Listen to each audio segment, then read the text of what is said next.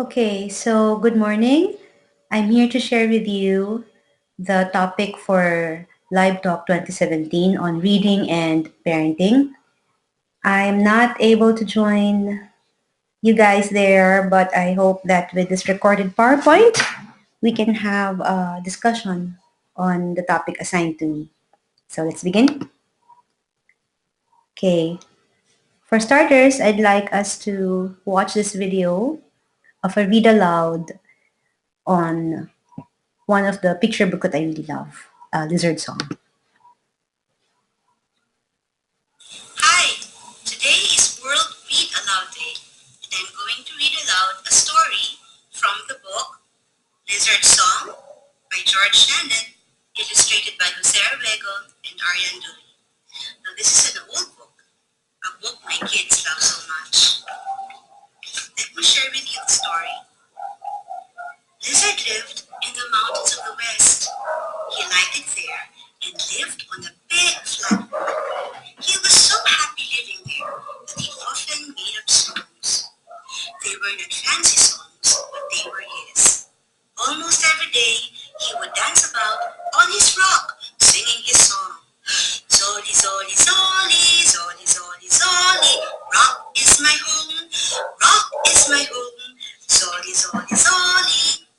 One day, Bear heard him singing.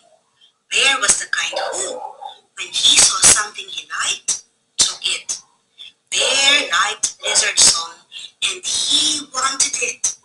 He ran up to Lizard's rock and said, "Teach me that song.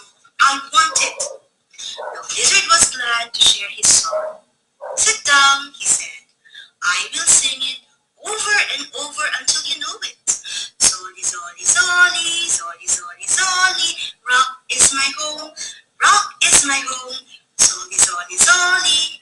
Now he had to sing it 10 times before Bear learned it. "I know it now," said Bear, and off he went, singing and dancing. Zoli, zoli, zoli, zoli, zoli, zoli, rock is my home. He was so busy singing, he didn't see the pond. Quack, quack, quack, quack. The ducks on the pond heard Bear and flew off right past his nose. Bear was startled, and he forgot the song. He ran back to Lizard's rock.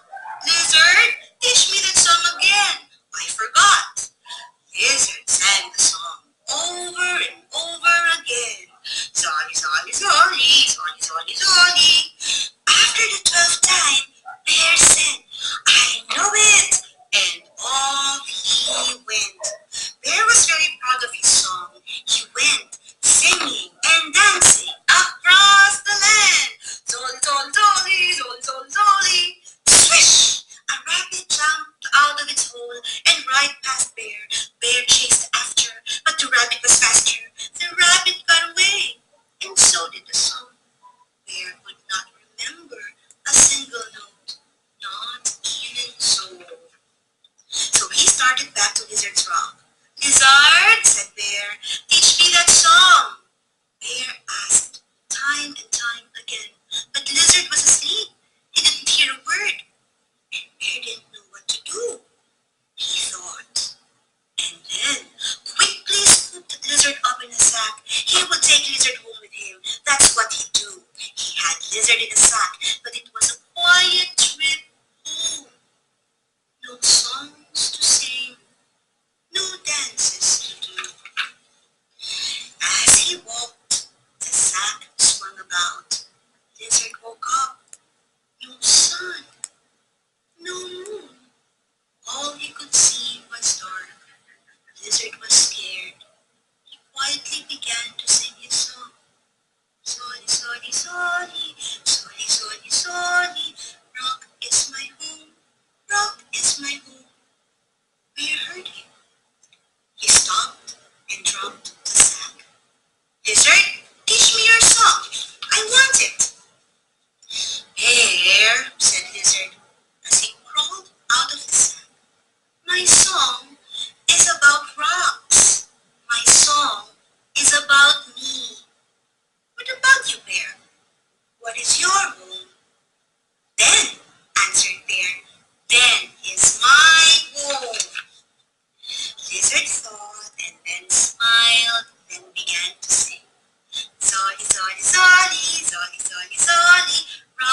my home? What is your home? Zolly, zolly, zolly. Bear listened twice, then he began to sing too. Zolly, zolly, zolly, zolly, zolly, zolly. Den is my home, Den is my home. Zolly, zolly, zolly. They sang and danced all the way home. Lizard to his rock, and bear to his den. Lizard Song by George Shannon, illustrated by Jose Rego and Ariane Toby. Happy Read Aloud Day! Okay, so there you go. In the story Lizard Song, Bear learned from Lizard that knowing one's identity is tied to the knowledge of one's home. When you know who you are and where you come from, you will always find your way in the world. Should you get lost or confused, go back home and there you will find yourself. Once the self is found again, a new cycle of living, loving, and learning begins. And so, I will start with my first talking point. The home is a child's first school. In the book of Dr. Hani Karandang and Dr. Quina Lichua, The Filipino Family Surviving the World, published by Anvil in 2008, they emphasized that the impact parents and significant adults have on children when influencing and modeling positive values makes a great deal of the child's self-concept and self-worth. A positive self-concept and self-worth, when developed in children, will give them more confidence and believe in themselves in facing real-life challenges. At home, their parents are the child's first teachers. Where to begin then? It's essential to always respect the child's personhood, according to Dr. Karandang. So for my talk, I will focus on the developmental stages of the child in view of the reading skills that develop and grow also as the child begins thinking, living, learning in an environment of home, school, and society. The second talking point I wish to emphasize is that reading begins at home. When Dr. Quinali Chua, the co-author of Dr. Karandang in the same book, conducted a study among scholars of the Ateneo de Manila University, she was able to find out several findings of the scholars' families and the variables that contribute to their academic success. Here are 5 remarkable findings I've called out from my readings. First finding, the scholars are successful both in academics and in the application of life skills. There may be scholars, they're not only bright and intelligent cognitively or mentally, but they're also equipped with life skills such as strength of character, discipline, and self-knowledge. Their parents set goals and realistic disciplinary measures to meet them. The parents are hands-on in helping them develop habits of learning. Their parents believe in strong family bonds, self-reliance, and perseverance. The parents value learning and at home, it's encouraged among the children to apply and live out in their daily lives. So before Angela Duckworth discovered and did researchers on grit, Dr. Dr. Quina Lee Chua, was already discovering the value of perseverance and strength of character as 2 elements that factor in the success of a student. So what does it imply? It's important that parents create an environment that promotes and fosters a genuine love for books and reading. Let me share with you 5 tips on how you and I, as parents, can create an environment that promotes and fosters a genuine love for books and reading. First, listen to your child. Hold your own truth lightly in your hands. Focus on what your child is saying.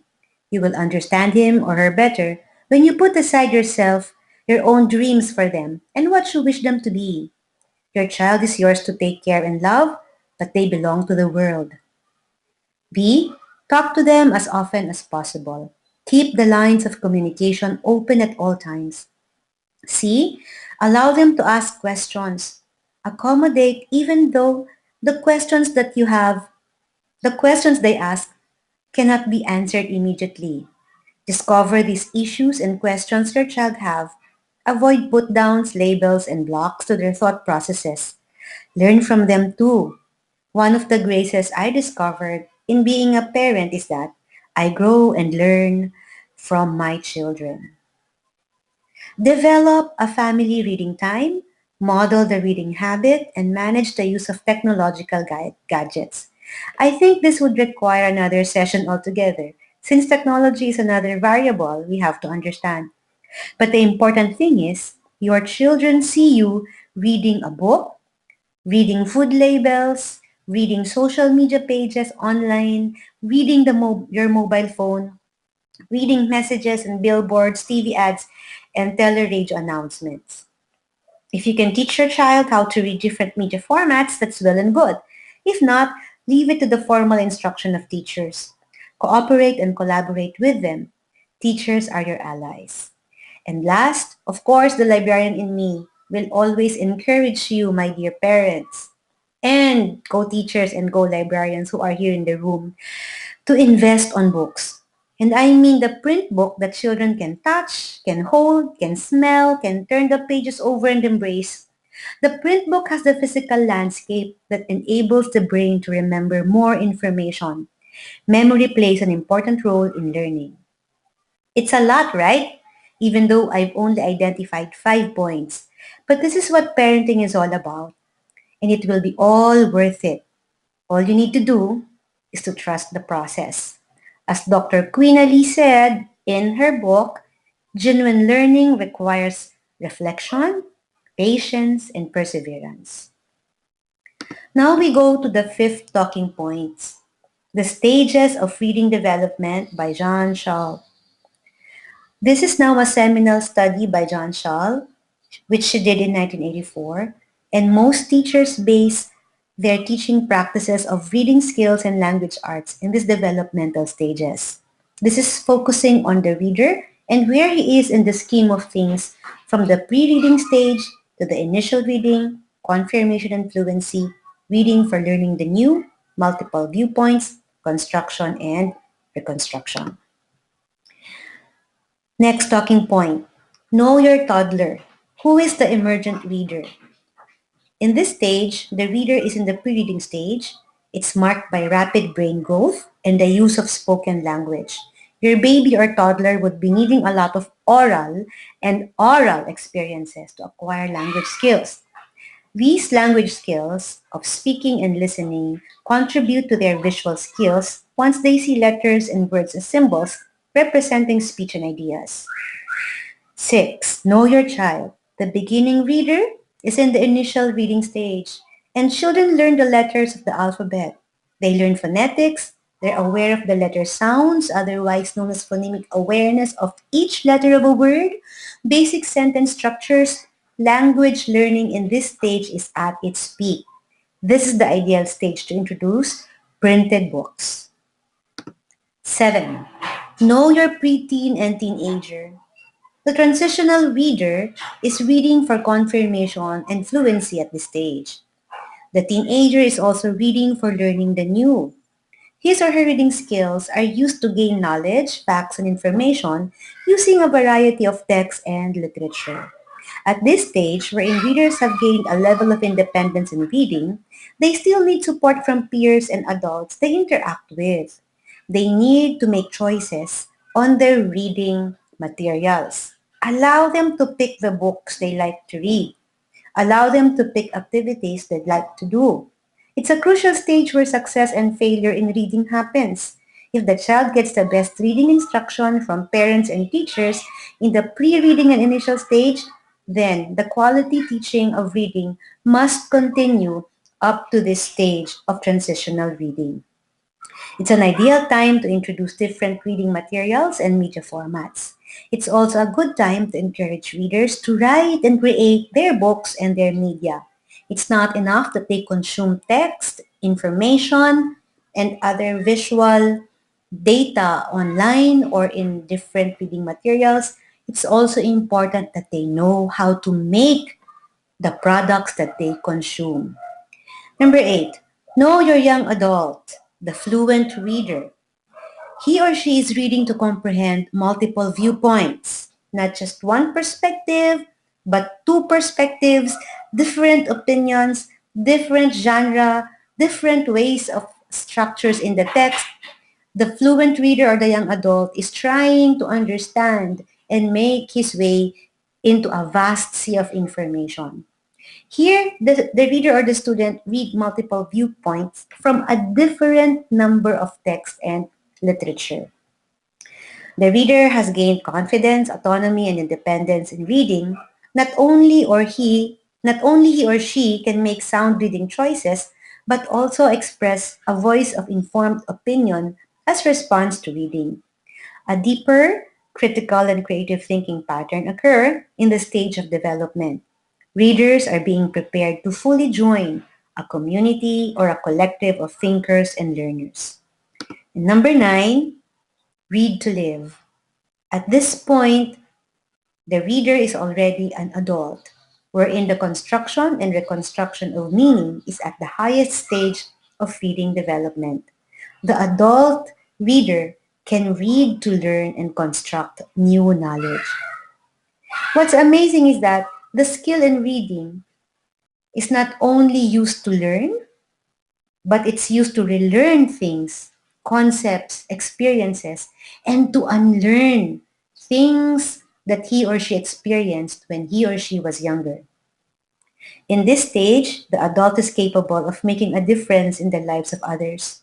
He is now a functional member of the society. He or she can contribute to the community and join in conversations and discourse of varying views and opinions, feelings with peers and even the elders of the community.